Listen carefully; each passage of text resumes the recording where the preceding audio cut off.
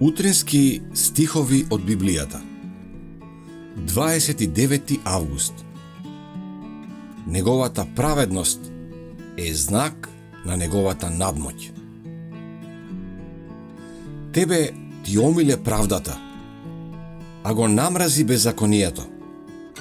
Затоа, Боже, Твојот Бог те помаза со масло на радоста, повеќе од Твоите придружници. Евреите 1:9. Ние сме Божии слуги и на секого од нас тој му дал како природни, така и духовни дарови.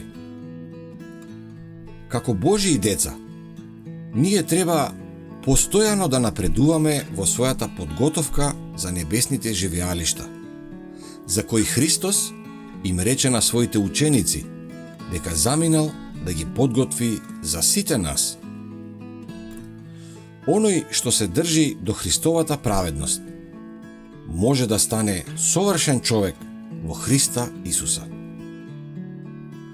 Работејќи според возвишени мерила, настојувајќи да го следиме Христовиот пример, ние ќе растеме во неговиот лик, поседувајќи се поголема префинетост.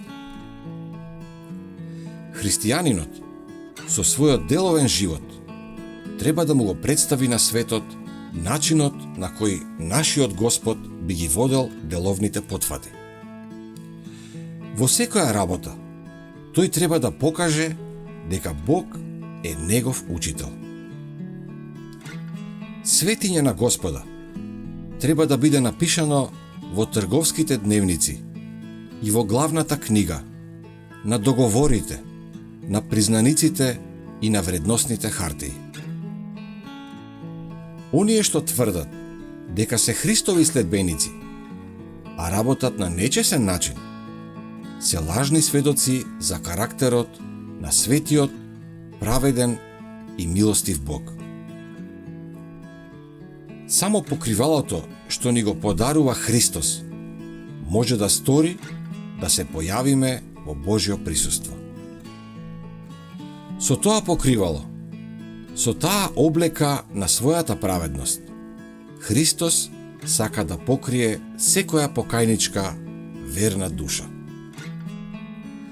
Ако само ги држиме нашите очи вперени кон Спасителот и се подпираме на неговата сила, ќе бидеме исполнети со чувство на сигурност, зашто Христовата праведност ќе стане наша праведност.